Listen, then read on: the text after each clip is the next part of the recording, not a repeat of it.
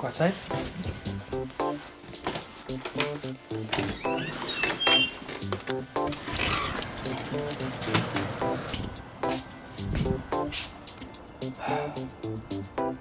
Let's try and get it started.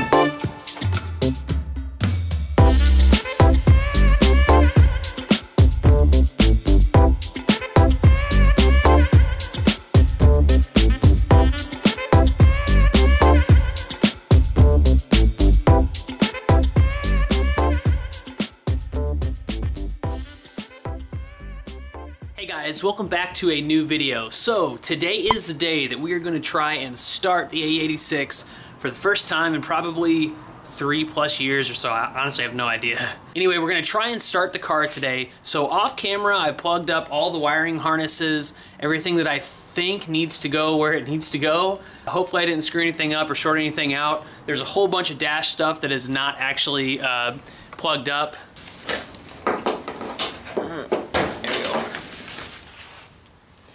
So as you can tell in here, there's a lot of dash components that aren't even plugged up or anything like that, but I think the majority, I went over this last video, I think the majority is plugged up down there that needs to be. On top of that, I also installed the shifter again, just threw it back in there. We don't have an e-brake still because I haven't cut out the hole in the carpet yet, but we do have a shifter. And then over here in the engine bay, mostly everything that I unplugged and took apart has been reassembled and put back. All the wiring, I did yank out some random stuff. I've got the, that was the previous owner who installed that fan over there, was wired in just absolutely awful. I did some really shitty wiring when I first got this car. You can see, I mean, this is just, come on dude, really? So all that's gonna get redone. This is for the turn signals on the JDM bumpers. You can see I just literally just ran it through the bay. All that's gonna be fixed. Everything's gonna be taken out. This bay is gonna be completely stripped down to bare nothing. And then we are going to redo the engine bay, make it look really nice. And then we are going to clean up that engine, refresh it, and drop it into this car. As you saw in the intro, this is the original battery, well, not the original, but it was the battery that I had when I took the car and put it on jack stands and took it out. This is reading 12 volts, but I don't know if it's still good. The cold cranking amps might be totally shot, I don't know, but it is reading 12 volts. I did unplug it, set it up on something, and let it sit for a really long time, so I don't know, we'll see what happens. I added some coolant into the radiator just because I don't know how much was in there. Also added a little bit of oil because it was a little bit low.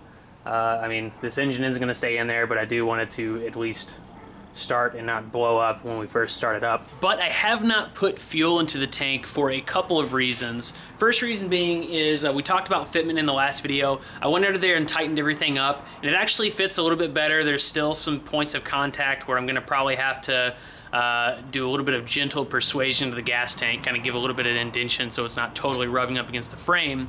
But more importantly, that gas tank from Rock Auto actually does not come with a drain plug like the OEM one does from factory. So I think before I put fuel in there, I'm probably going to drop the tank again and take it to a shop to have a bung kind of welded in the bottom of it. So if I ever need to drain the gas out of it, I won't have to actually just siphon it out of the filler neck. I can just drop it from the bottom. I think that'll be super convenient if I ever need to do that. So that's the plan with the gas tank. So I don't want to put gas in it. So the way we're actually going to start this car today, is with a little bit of starting fluid. So we'll see if this works. And on top of all that, you'll see behind me is all the suspension components for the AE86. So I plan on doing a nice deep thorough clean on all of these components and then reinstalling them back onto the car so we can throw the wheels on, and hopefully, if everything goes well, move it out into the sunlight and back it back into the garage a little bit more over on that side. Well guys, I think I've covered about everything. Let's get back onto the suspension and start cleaning that up. I'm gonna use simple green and some water and some brushes to try to get most of that grime off. It's not gonna be 100% perfect, but I just wanna look a little bit nicer when it gets put back on the car.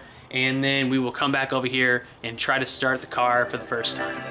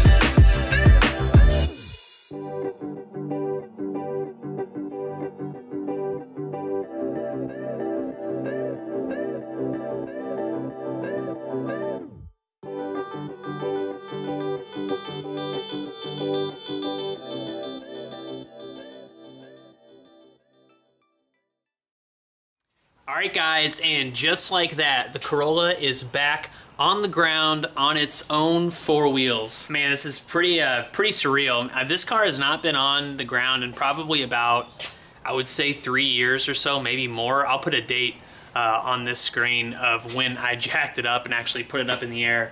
So having it back on the ground is a crazy, it's a weird sight. It's crazy how low the car is. I forgot how small and low these things are, but it's a really good feeling. It's a little bit, you know, kind of, it's gonna be short-lived because we're obviously not done with the car, but I had to see it all as one car. All that work and all that time that I put forth towards this car, everything's just coming together and it looks so good, so straight. Everything lines up great. The body lines are perfect. Like, oh, dude, just all of that's just so good. Oh, man. It's beautiful. And this rear end, too. Jeez, does it sit low. I just forgot how low all this sits.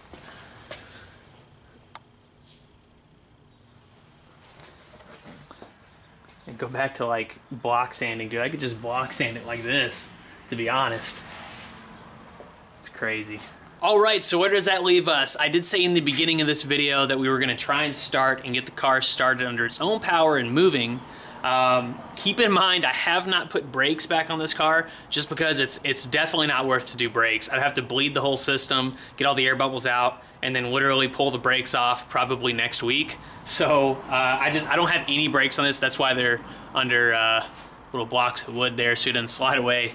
But unfortunately, the battery that's in this car, obviously it's super old. The cold cranking amps are shot. It does read 12 volts, but I think we're gonna need to jump to at least try to get this started. And again, like I said in the beginning, we're not putting gas in the car yet. We're just gonna try some starter fluid and see if we can get it to turn over a couple of times. So, yeah, let's go ahead and hop into that before the end of this video. Guys, I hope you all enjoyed this. Again, a lot of this work is just gonna be taken right back off, but to see the car in one piece is just really awesome and super motivating. So we gotta really get cracking and get this stuff done. And once it gets warm, we'll paint this whole car and then take it for its first drive.